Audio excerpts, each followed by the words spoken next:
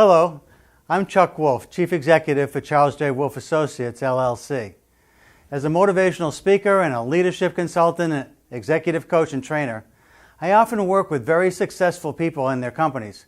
Since many can't afford a professional, I volunteer to host a radio talk show called The Emotion Roadmap, Take the Wheel and Control How You Feel, on a nonprofit community radio station in Bridgeport, Connecticut, WPKN. My reason for doing the show is to share with as many people as possible this wonderful process for helping people manage their own emotions and their relationships with others. My goal is for everyone listening to learn to use the Emotion Roadmap to make life better. As you listen to me, help others, I hope you are also learning. As a Simsbury resident, I'm delighted to be able to make the show available through Simsbury TV. To learn more, go to my website, www.emotionroadmap.com. Thank you for listening and watching. And this is Chuck Wolf. You're listening to the Emotion Roadmap. Take the wheel and control how you feel. Nice to be back with you today. And I'll be back next week. And then I guess there's a change in schedule coming. So, I'm on the first, second, and first Wednesdays of each month. I used to be on the fourth Wednesdays of each month, and I just found out that there's going to be a schedule change, and there'll be a new program coming on. And I guess more about that from other people. But in any case, I'm here today, and I'll be on next week, and I look forward to your phone calls. The show is called The Emotion Roadmap. Take the wheel and control how you feel. Take the wheel and control how you feel. How are you feeling? Is how you're feeling helpful for the day that's ahead? For the rest of the day, for the rest of the week, for the month, for the year? How are you feeling?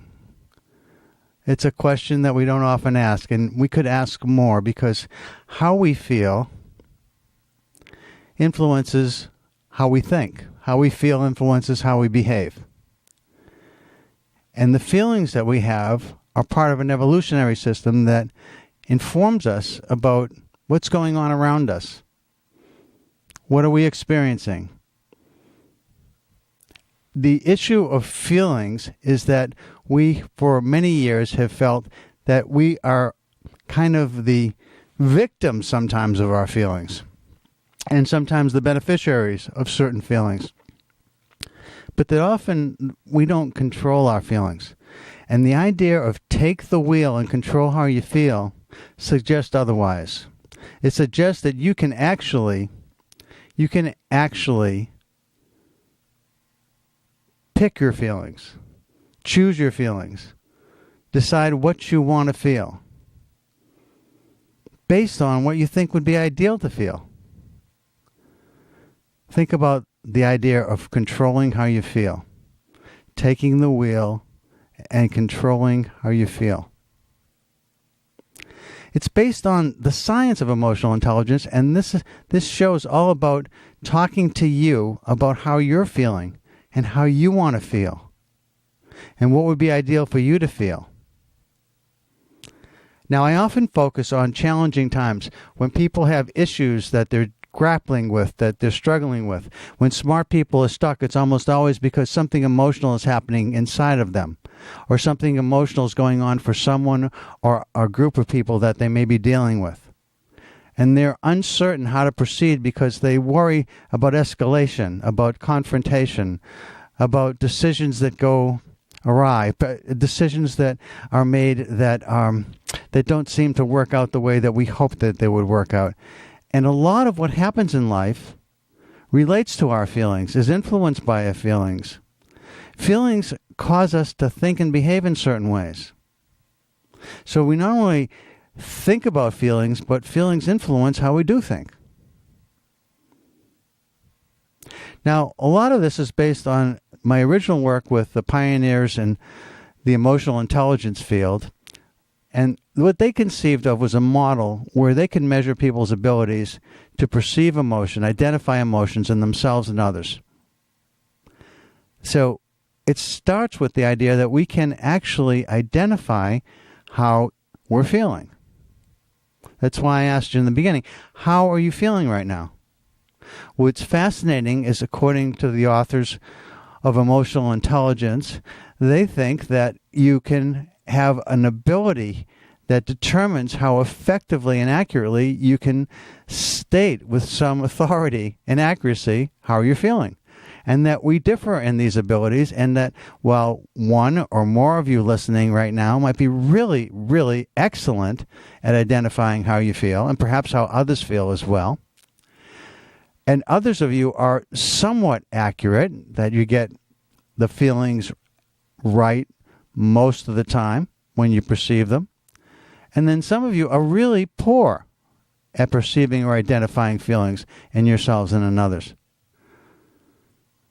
And what's curious is that you don't always know whether you're one of the ones who are accurate, somewhat accurate, or really hardly accurate at all. Now, why is that important? Think about it, and I'd actually appreciate a phone call or two. I'll share some ideas about this, but I want to really, as much as I can, teach the model of this emotion roadmap, this idea that you can actually change feelings for the better, to create more ideal situations for yourself and for others. But in part, I want to teach you how it works. So the first step is to really think about, why is it even important to know how you're feeling? Can you think about that for a moment? And if you have an idea about why you think it's important to know how you're feeling, and if you have a story you could tell about a time that you knew how you were feeling or how somebody else you were dealing with was feeling, and it influenced the outcome, either in a good way or not such a good way, give me a call. The number to call here is 203-336-9756. 203-336-9756. So, do you have a feeling right now that you're feeling? Are you aware of that? And I've got a caller. Great, thanks. This is Chuck Wolf. You're on the air. Who am I talking to? Yes, hi, my name is Janice. I'm finding your program very interesting, but I don't know if I'm looking at it from the total right perspective. I just turned it on. But for me, doing a lot of behavior modification rather than just a lot of talk therapy helped me in my life identify what I'm feeling and how to not drown in the feelings, but change my behaviors, learn how to choose different reactions. It was only when I became aware, like you said, of what I'm feeling. Is it anxiety today? Okay. Is it depression? So I don't know if that's... No, it's perfect. It's perfect, Janet. Thank you for the call. So tell me a little bit more, though, about, you said behavior modification. So when you were aware of a particular feeling that wasn't helpful, I'm assuming, because otherwise you're not really, most of us don't think about our feelings at all unless they're either a problem for us or they're somehow just overwhelming, and maybe even in a good way. But there were times when you were having some experiences that you wanted to change your feelings and maybe some other thoughts and behaviors, whatever. But how did behavior modification work for you? How did it actually transpire? I don't know if that's what you're talking about exactly. I think I'm on the same gist. Well, for me, I'll give a very concrete example. I had a lot of anxiety in my life. I used to feel it and panic and run from it. I would act out often on it, either by eating something when I felt that way or something else, and not identifying what I was really feeling, just running for the behavior.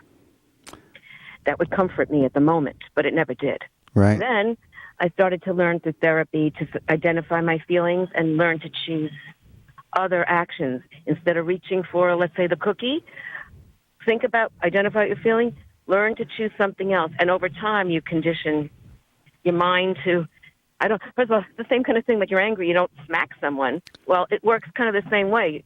All right, I feel anxious, I'm going to choose a different behavior, you know? Oh, so I mean, everybody that's listening, Janet, is wondering, so what did you choose instead of the cookie?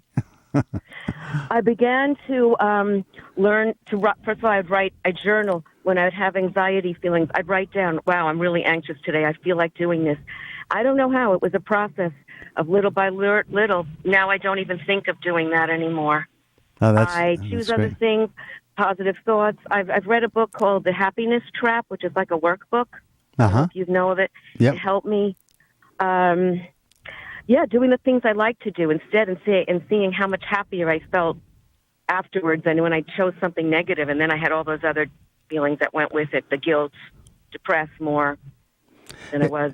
You know, anyway, I don't want to keep you longer, but No, that's okay. That's okay, because actually one of the things that strikes me that's interesting about what you called and spoke about, if are you a first time listener to the show? Yes. So the show's based on this idea that there's something called an emotion roadmap, and the concept works like this. So somebody feels anxious, like you were just explaining, and you feel like you want to feel more confident, or you want to feel calm, or you want to feel something different than anxious, and you decide what would be better to feel. And then you try to consciously think about, are there any experiences in your life where you've ever learned how to move from being anxious to confident, or anxious to calm, whatever it is that you want. And if you have past experiences, it's sort of like therapy in a sense, where you can kind of look at, even though the circumstance might be different, that when you were feeling anxious before than when you're feeling anxious now, but you recognize that the feelings were similar, and you were able to change those feelings, and you want to see if there's anything you can draw from that. And the idea of a roadmap is to say, if you're feeling a certain way and it's not helpful, and you want to feel something different, and you've thought about what would be much better to feel if you could create that somehow, then you think about, how do I get from point A to point B? How do I get from anxious to confident? Or the idea of a roadmap, how do I get from Bridgeport, Connecticut, where we're broadcasting from, to Boston, Massachusetts, or something? So that the whole idea of the show is to help people do that. So you've actually given a great example of a way to deal with that. But the thing that strikes me that's so interesting is that I think we talk a lot about depression, we talk a lot about stress, and yet I think the thing that people have the most difficulty with, most people, in fact, it seems, is anxiety. Yeah. I think a lot of people struggle with that in multiple ways. And so one of the ways that I've advocated, and you apparently had someone also suggest this to you, is sometimes when you're feeling a stressful feeling of anxiousness and you journal about it, you begin to sense a certain pattern, and you recognize that pattern. That's the other thing about this idea of a roadmap, is if you recognize that you're on familiar ground that never ends well, how do you get off that pathway and onto another? And somehow, it's analogous, I think, to like people who smoke cigarettes, which is one of the hardest things to give up. All the feelings, emotions. Some people do it. It's kind of, okay, well, what did you do to change your mindset and the discipline and all the things involved, and stick to it? It's interesting. Yeah, cigarette smoking is, of course, addictive on a physical as well as a mental level. And one of the things that people who seem to be able to break the habit more easily than others, they have less of an addictive personality. But people that get hooked on, you can be hooked on things that aren't terrible. People sometimes are addicted to running, for instance, or addicted to exercise. And in that sense, that's a healthy thing, as long as you don't overdo that, too. Right. But sometimes you're addicted to food, or to cigarettes, or to alcohol, or to drugs, or opiates, or something. And of course, those are very dangerous addictions. And although I guess there's a few people that seem to manage them okay, they're not healthy. And there's a lot of people who can't really manage those very well at all. Well, listen, I really want to thank you for the phone call. I appreciate it. Thank you. I hope it was. I think it's connected, but I'd like to. I need to write. Tell me how I find this program again, and I'll listen. Thanks. It's well, actually, the schedule's changing. I just found out. Okay. It's the first and second Wednesdays of the month from 12 to 1 p.m. 12 to 1. Okay. And tell me the name, because when I tuned in, I didn't hear the... It's called the Emotion Roadmap. Emotion Roadmap. And Okay. that's the main name, is the tagline that goes with it: take the wheel and control how you feel. And your name again, because I'm writing it. Chuck Wolfe, WOLFE. Okay, 12 to 1. Thanks so much. I really got a lot out of it. Thank you, sir. Thank you, too. And also, if you want to catch some of the earlier shows, there's a lot of them now that are on SoundCloud on podcast. Okay. And you just look it up on the Emotion Roadmap with Chuck Wolfe, and there should be a bunch of them come up. Or you can go to WPKN.org and click on podcast, and then type it in. And also, great. I want to hear more about the roadmap. Thanks a lot. Okay. Thank you, Janet. Bye-bye. Bye-bye. So that was Janet, and talking about anxiety. There's lots of other feelings that people sometimes have difficulty with, and they want to change. And I just wonder, is there anything else that anyone else out there that has something that they can call about, where they've actually had an experience with a particular feeling that they've been aware of that's influenced an outcome, either in a good way or a bad way? Because I want to focus on this idea of why it's so important to be able to perceive what it is we see in ourselves, or sense in ourselves, or sense or feel in others. Now, how do you sense and feel in others? Well, actually, that's the second part of the model. I'll talk more about that a different day. It's called the use of emotions, and I'll explain a little bit about this part. There's something called empathy that a lot of people have heard the word empathy.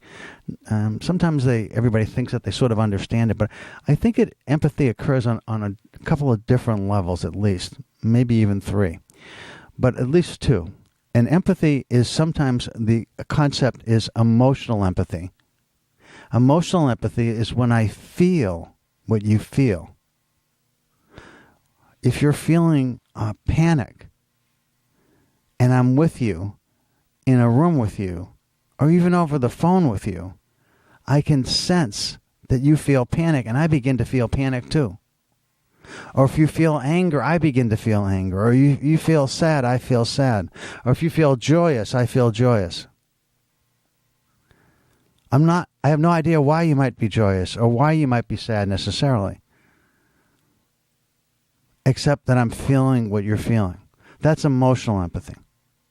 And then the second type of empathy, which is the third branch of the model of emotional intelligence, again, based on our abilities, we're not all the same, but it's really important to understand, is this intellectual empathy. And intellectual empathy, I think many therapists are really gifted or skilled at least in intellectual empathy, which is to understand why you are feeling the way you feel. After listening to you talk about context and situation and challenge, they have a very strong understanding of why you feel the way you do. And if you're really good at this intellectual empathy and understanding how emotions work, which is sort of related to intellectual empathy, you know how to change, what to say, what to have that person do, how to modify that person's behavior in order to help him or her to shift feelings from one feeling to another if the feeling isn't helpful. Now, I want to be clear. There are times when sadness is perfectly appropriate, and you don't want to help somebody shift. You just want to be there and be sad with them and supportive of them, and understand that sadness comes from loss of a person, a loved one, a pet, a cherished pet, or a job, or an art piece, or just something that you really cared about, and it's lost and gone, whatever.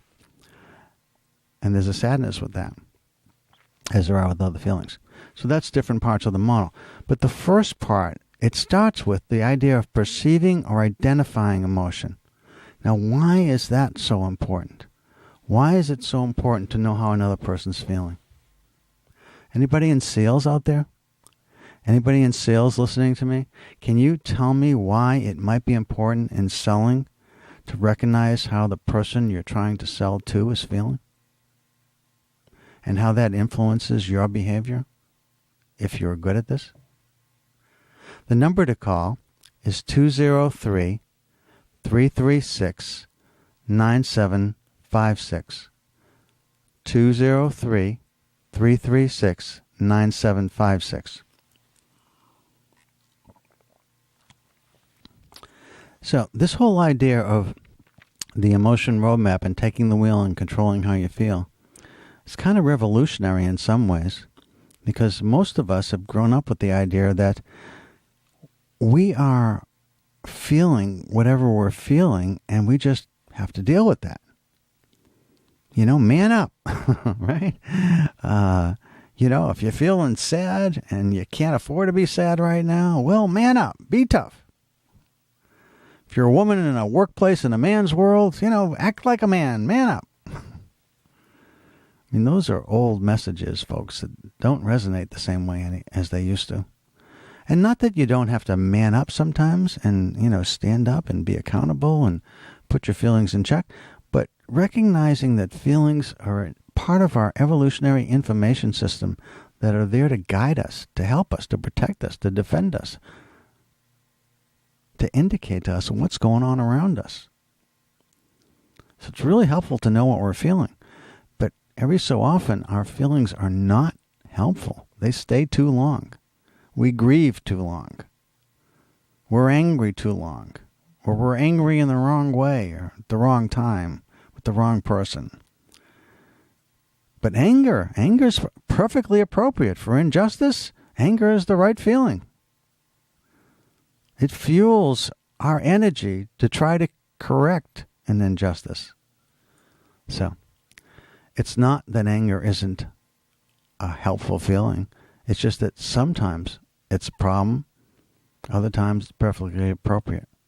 But we can be happy at the wrong times too, right? It isn't just the negative feelings that might be a problem for us at times. It might be that we're kind of joyous about some things when we are dealing with a lot of people who just found out that they've experienced a loss of some kind. And yet we have something inside of us, we got a promotion or we got an award or something happened for, one of the people we love in a good way. A child got a promotion. Something happened that we're really excited about, but all of a sudden we're with people who just experience a loss and we can't be overly happy. It's not appropriate. So, again, I'll give you the number. Maybe you're not in sales, but what if you're in leadership? If you're a leader at any level, in any circumstance, in an organization, nonprofit, for-profit, small, medium-sized business, Fortune 100 company, if you're a leader in your community, in your religious organization, in a chamber, Rotary, whatever it is you might be a leader in any aspect of being a leader, why is it so important to know how others are feeling? How others feel being with you, how people experience themselves being with you. Why is it important? The number to call is 203-336-9756. You're listening to Chuck Wolf. This is the Emotion Roadmap. Take the wheel and control how you feel. This show is on the first and second Wednesdays of the month from 12 to 1 p.m. Used to be the fourth Wednesday. It's not going to be the fourth Wednesday anymore. It'll be a new show. Somebody else is going to be coming on. And I'll be here next week too. So the number to call is 203-336-9756. 203-336-9756. And I'm talking about the Emotion Roadmap, and I'm talking about the model, and I'm talking about the very first part of the model, which is perceiving emotions. So let me talk a little bit about what it means to be a leader and what it means to be in sales. But I'll give you one last chance to see if somebody wants to call in first. 203-336-9756. 203-336-9756.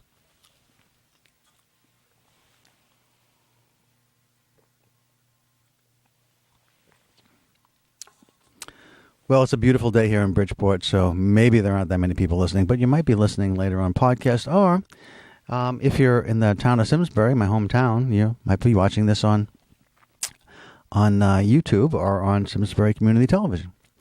The show appears on YouTube as well. If you go to Simsbury Community TV and you click on the Emotion Roadmap, you will find my shows. They're actually videotaped. Anyway, so let me talk a little bit about sales first.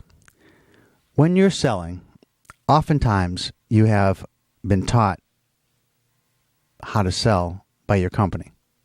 And it's not that you don't know how to sell, because people are always selling themselves, their ideas, forever, from the time that they're little kids.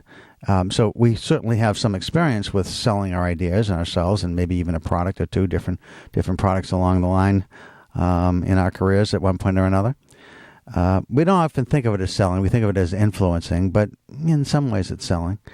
And so the concept of selling, though, when you're in a big company and you're selling, for instance, a house or a car, or learning how to sell, pharmaceuticals to doctors, or whatever it is you might be selling, you usually are given sort of a script of some kind that tells you about the likely responses you're going to hear from another person and the way that you might counter those responses. So in other words, typically when someone is thinking about buying something, they're investigating whether or not the product you're selling is the best choice. Is it the low-cost choice?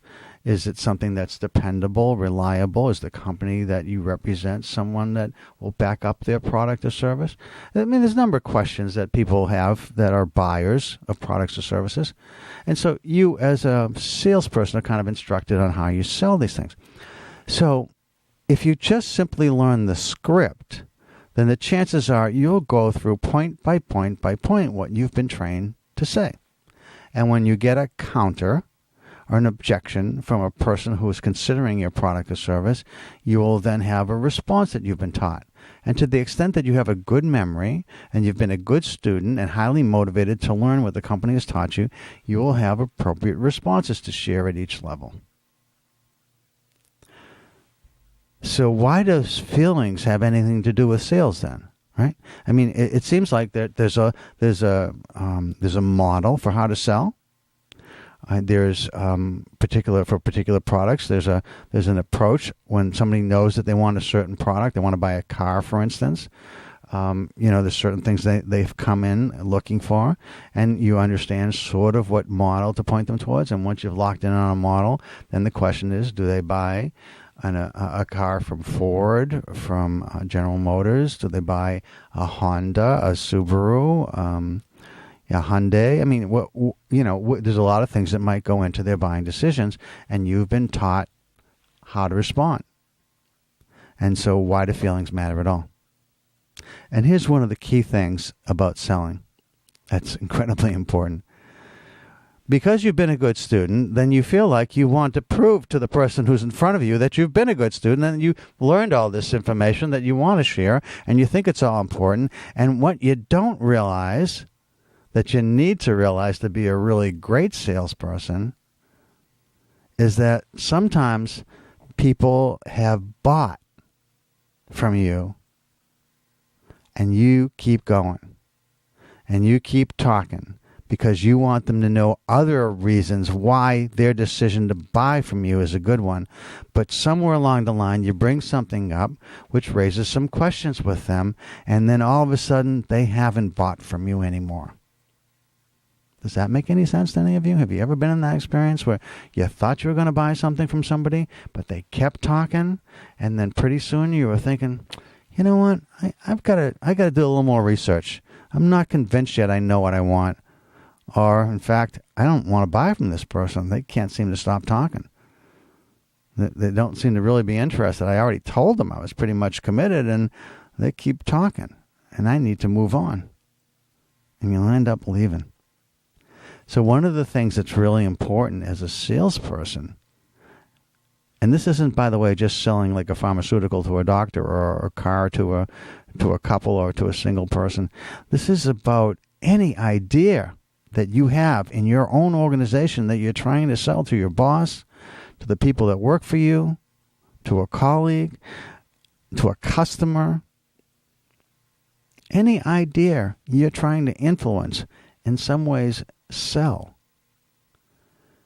Don't oversell. Recognize when someone has bought from you, and then shut up. Then move to the next piece, which is, okay, the next steps in terms of signing a contract or closing the deal, or whatever, however it is that you need to move forward to make the logistics piece. That's okay to talk about. But once you've sold, stop talking about features and benefits and all the reasons why they made the good decision. You can say you made a great decision, and that's all. But don't say you made a great decision, and here's why else you made a great decision, because now you open it up right back up again.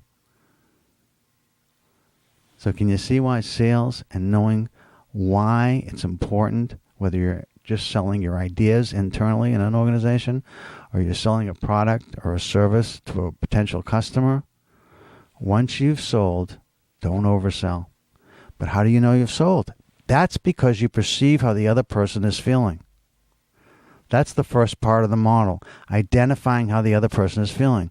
When the other person is feeling like, I'm there, I'm feeling, I want this. When the other person wants what you have, that's when you know you've made a sale. And that's when you need to shut up about the selling part and move on to the logistics piece about how do you close the deal. So that's for selling.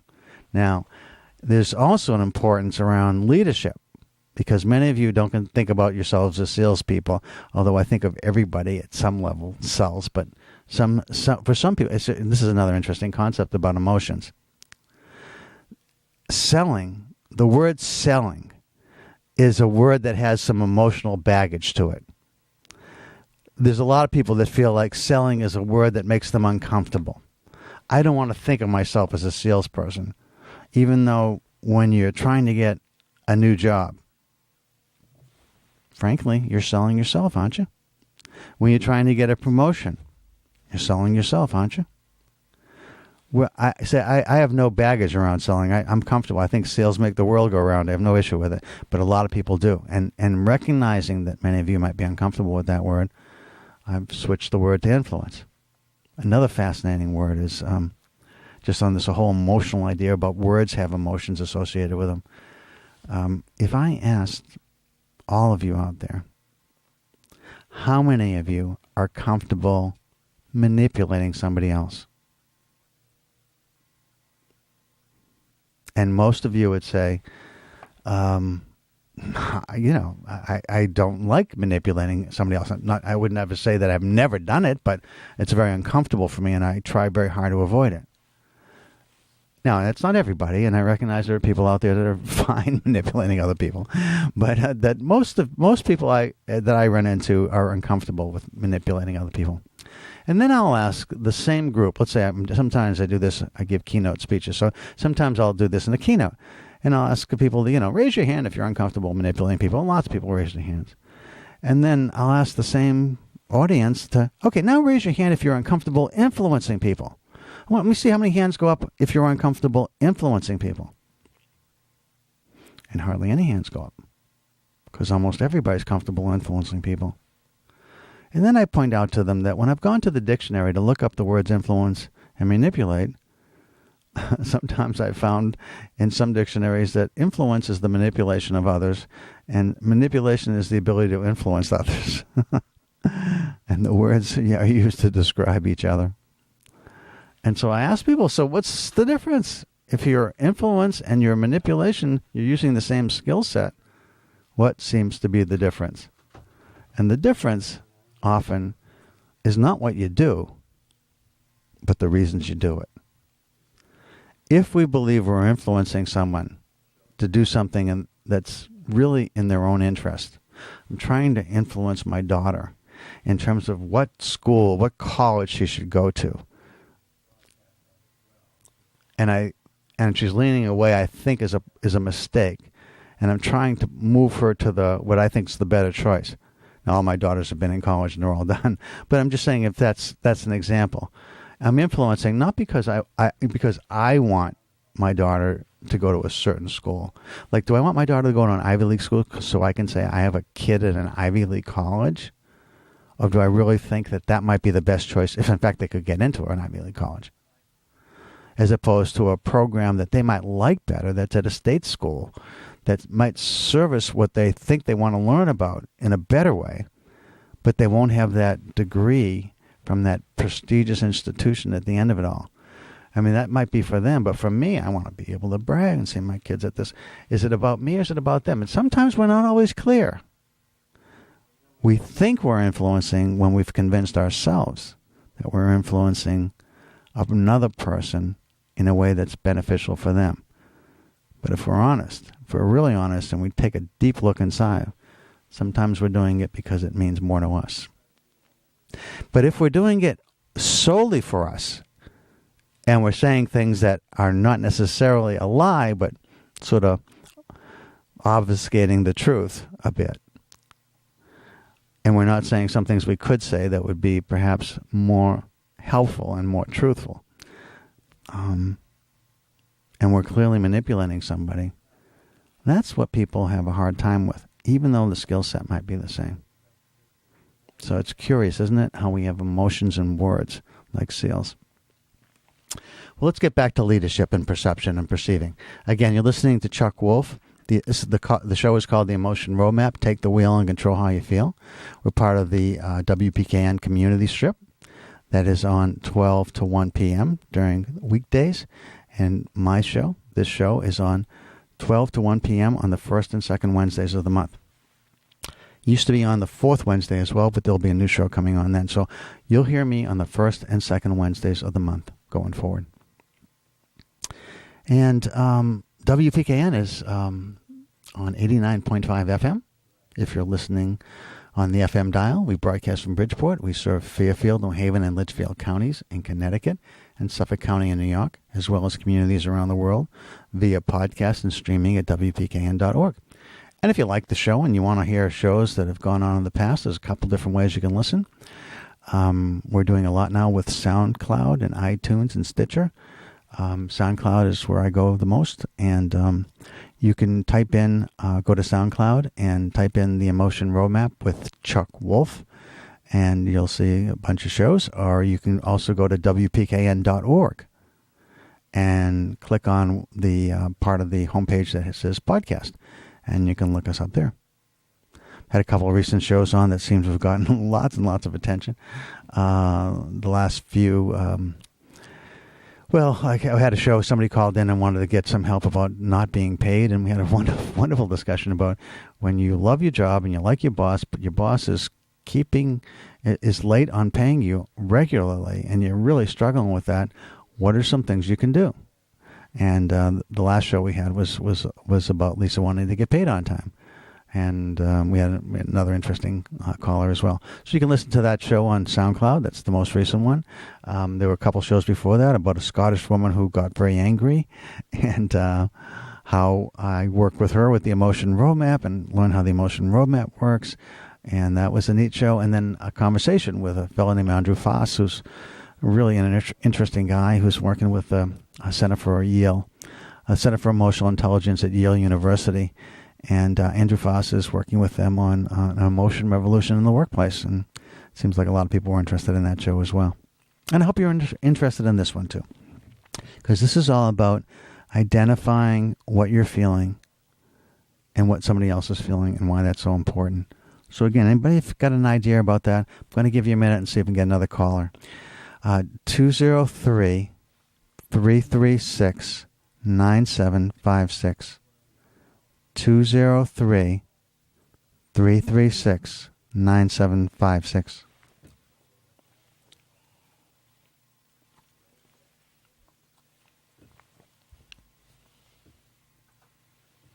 Hi, this is Chuck Wolf. You're on the air. Who's calling? Yes, hi. My name is Jodie, and I was thinking about what you're saying, and something in my own life has come up recently where my partner thinks too much about what other people are feeling and not about his own needs. And it's created a lot of confusion and problems in our own relationship. And I was just wondering if you had any thoughts about people that are too empathetic to those around them, that they sort of lose their own rudder as to what is the right thing to do or say, depending on their life outside, let's say, the workplace, where so many issues can arise with confusion of allegiances and closeness. I can say a bunch about it, Jodie. It's an interesting question, and one of the things that is curious about the answer is, do other people experience your partner as someone that is very caring about them? Yes, I would say sensitive would be a word that would come up. Yep.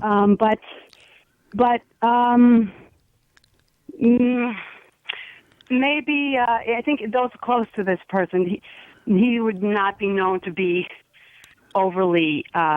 What did you say? Caring about others? Yeah. I would say it's more if you got close to him. You know. Okay, because one of the things I'm talking about this idea of an emotion roadmap, and so there's a couple ways to answer your question. But let me go a little bit into the model of emotional intelligence that I work with that measures abilities. There's something called emotion management, and there's something called emotional relationships. They're two tasks that get measured, and one is called emotion management that relates to how you manage your own emotions. And it seems like your partner struggles with that one. The emotion management. Yeah, he doesn't manage his own emotions that well. Yeah, right. And is that someone who's not in touch with their emotions, Not or doesn't manage them? not necessarily.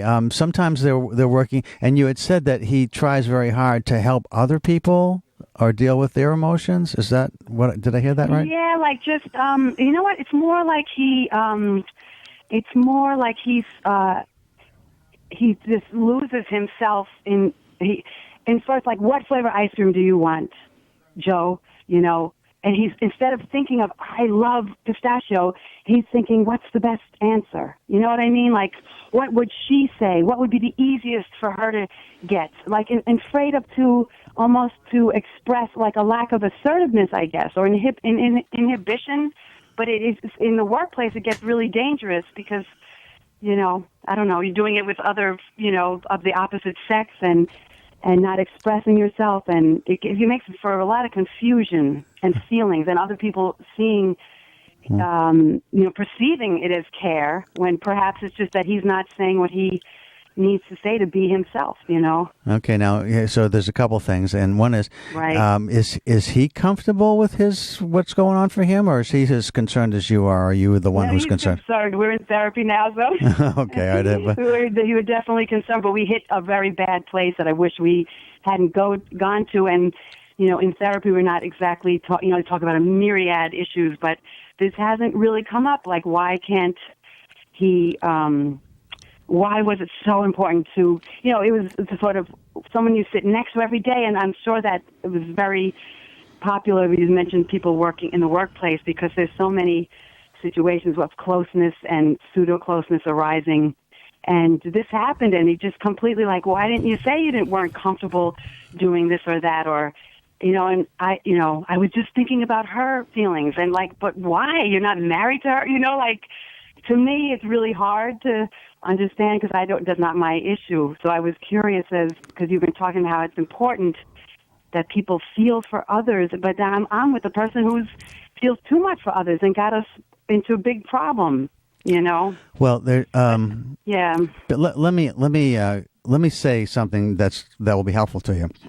Okay. I think. And this is, I'm going to stop talking about this model and the emotional roadmap just for a second, just to say there's a woman named Deborah Tannen, Tannen, I think. But you can look her up on Google or something. Deborah Tannen has written a book. And actually, your husband's behavior is more typical to women, interestingly. So you have to get past that. But right. But it is this idea of being non-direct or indirect and the problems that get created because of that. And it's often women that do it. And here's some examples of it. So if my own wife wants to go to the movies and she says to me, would I like to go to the movie Saturday night? And I say, and I'm not thinking about her. I'm just thinking about, you know, would I like to go? No, I wouldn't. Yeah. So I say, no, I wouldn't. And then she feels bad. And the reason she feels bad is because instead of saying she'd like to go to the movies Saturday night, will you come? Oh, right. I see. Right? Yeah. So, I mean, it's a very different. And so I think that you and your husband could learn a lot by reading that book together. And she's written several. But I think it's a great book just to understand a little bit about the dialogue. Now, the dialogue will be helpful, but it's also now back to the model of emotional intelligence is why is he doing those things, right? I mean, why is he feeling the way he feels? And that has a lot to do with, I think, not even emotions as much as self-esteem. Right. I know it's heartbreaking. I know there's a lot of after the anger, it's kind of heartbreaking, like what some people struggle with, right? The self-esteem. But and then it just gets dangerous. So that's why it's good to have that roadmap to be sort of secure and make better choices for everyone. Well, here's the thing. Now, I think that book will help you with the indirect language and just a better understanding of what's going on and why people do what they do in terms of and how the way you say things, what it communicates. But the second question that maybe is more important is you're feeling a certain way about something that just happened. So while you called me to ask me about the language, hopefully that gives you an answer to how to at least learn about that. But the more important question for me right now is how you're feeling, and it's not great about the situation with your husband, your partner rather, and how your partner might be feeling with you because you hit a tough spot in therapy. That's what you just said. Then that's a little more concerning to me. Are you okay talking about that for a minute? Yes, I think so. Okay, Yes. so how are you feeling right now? If you can give me a little context about what happened. I think you sort of talked around it, and you don't have to be that specific, but it'd be helpful to know sort of what caused the feeling that you're having, what that feeling is. Yeah, so you mean with his relationship and his choices? Right. Yeah, I know. So, and I've done a lot of reading. I'm like up to the head with this reading about this emotional affairs, and I've read Shirley Glass's book. We both are reading that, and it just seems very, very relevant in today's workplace.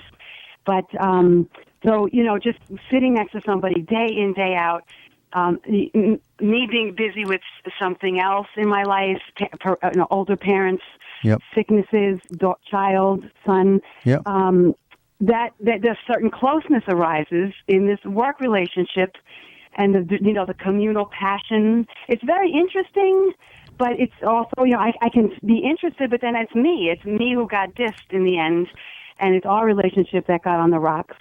But and also what you mentioned is multifaceted, and it is very interesting. I do have another life, and I wish I wasn't spending so much time with this. But the young person, the workforce change, of course, with many millennials now in the workforce, with being hired right out of college. There's all stuff going on that's societal, but it's also very specific to my partner. And the other thing is the manipulation that occurs. That to fall prey. I think is manipulation. My therapist isn't convinced, but of the young girl getting the attention of the sensitive, low self-esteem coworker that they're sitting next to. And it's really proximity, but there was also a sort of a crush that occurred, I think, that between the two, that I don't know how you limit that, but a feeling of irrational,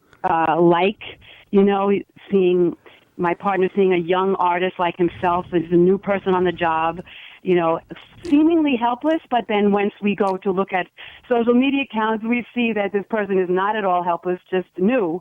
And so there's all this stuff, but why didn't he, in his middle-aged years, see, and perhaps the answer is just he's having a midlife crisis and he'd like the attention of a young girl, but he's also perplexed and also questioning why he went so far to start a texting relationship with this person. Got it. It's just very, very timely. I think that I would love to talk to people because I feel like this must be happening. My husband does not text anybody but me. And all of a sudden, there's a new person starts out of the blue texting, semi-work related, turns into not work related, turns into about the podcast that they share. It gets so stupid and ridiculous, but it's, you can tumble down this road. I'm sure there's hundreds of people that are tumbling down the same work relationship path. And, luckily ours didn't get physical, that we don't have to deal with that aspect. But I'm sure there's hundreds of people that it turns into a whole physical thing also. Right. And it's just devastating. Got it. And, then go to the root of the problem, is the answer is I thought she needed help. I needed the attention. So basically I guess we know, but I don't like this thing where I keep hearing is that he wasn't thinking of his feelings or my feelings. It became the person he sat with the most day in, day out, adding another weekend day of work. It became that person who he didn't know more than 5 months. Got it. So to me, I'm a very different person. I'm very direct, self-directed, and I just have a hard time processing. My therapist was just saying, you just have to, it happened. It did happen. Right. So, I'm looking for answers and grabbing, and so is he. Once he came out of it, it was like he was like a different person, and it was almost, he said he felt like he was under a spell, like not to make light of it, but that the whole thing took an air of a bubble that was beyond anything he'd ever experienced, and his actions, so that worries me. That goes along with the empathetic feelings, like how does he lose his mooring? How do people lose their mooring? So let me talk a little bit about what you said. Okay, so thank you so much. Yeah, Did I hang up? I'm sorry. No. Let me just share with you a couple thoughts that I have, Joy. So one of the things that you're talking about is feeling betrayed. I mean, that's right. pretty clear, and you want to feel trust again. But when I talk about on the emotion roadmap, the longest journey any of us can take is getting back to trust after feeling betrayed. It is the hardest one to overcome. Having said that, I think you've got a lot of awareness about many of the reasons that this stuff happens. There seems to be a time in people's lives. Not everyone experiences it, but quite a few do. Dan Levinson wrote about it. There's a few others. Gail Sheehy wrote a book about. Yes. About I might have that one. Yeah, it's about passages was hers, and Dan Levinson was a little bit more about men. But it's the idea of all of a sudden somebody enters your life, and you're going along and you have no idea that you have any problems, or you're not really experiencing any problems, and all of a sudden there's this mysterious character enters your life, and life is intriguing and mysterious, and feelings you haven't had since you were in your 20s maybe. And all of a sudden all that stuff starts to stir up, and now you're like in a fog, and the way your husband talked about it is really not unusual, actually. Really, that to be in a fog, like to be under a spell. Yeah, exactly. Yeah. That's what his words were. And it's all of a sudden you're asking questions that you had no idea those were even questions to ask. I mean, it's just stuff just happens. And part of it's the proximity, part of it's the excitement about working together with someone who knows your work. I mean, not that you and he don't talk about the end of the day, but now there's somebody to text to that has got the day and the stuff and the creativity and the artistry. All that's like, oh man, what a mix that is. And it's no doubt. And it's powerful. Right, so here. So how do you help me kill her? Well, kill her as an idea anyway, and that's right. and that's that. Hey, I think to the extent that you can. And maybe this got talked about with your therapist, is that, look, you understand that you broke my trust. I understand that it's not unusual for people to go through this and for you to do this. And so I'm a little bit more accepting than I might be otherwise. But if you want this life with me to be what the fact that we over the years have gotten to be best friends and adore one another, if you want that to continue, then little by little, it isn't going to happen overnight, but you got to start doing things that I feel like you're paying attention to me. You got to really work at this, and I'll work at it too, but I got to see you working at it for me to want to work at it, because I've been hurt here.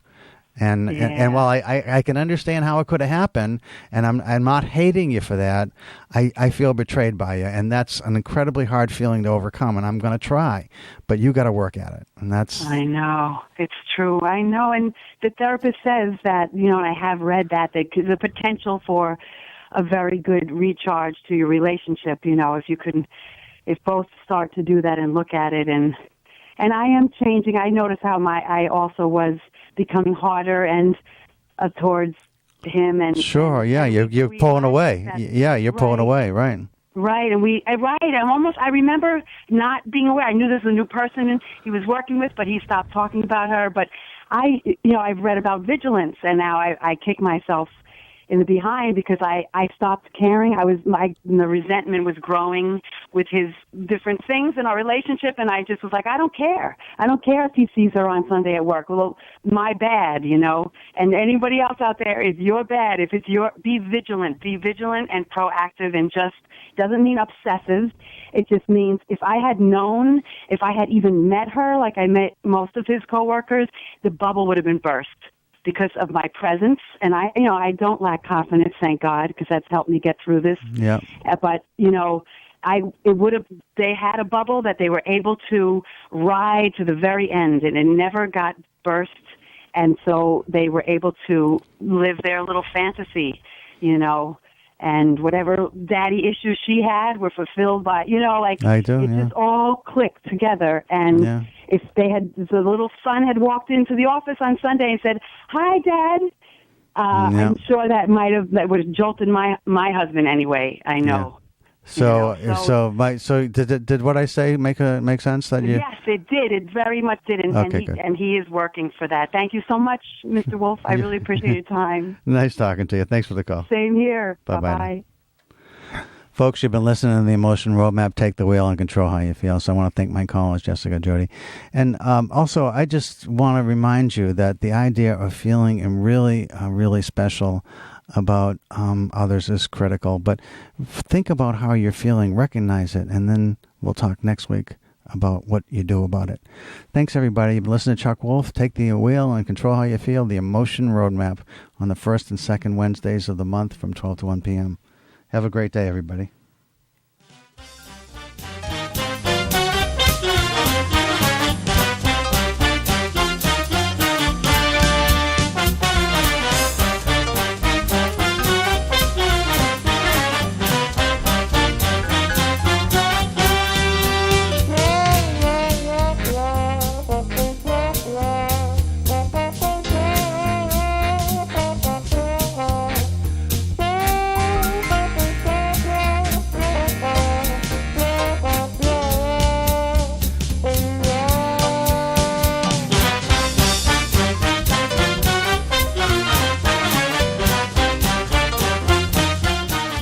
Funding for Simsbury Community Television is provided in part by contributions from viewers like you. Thank you.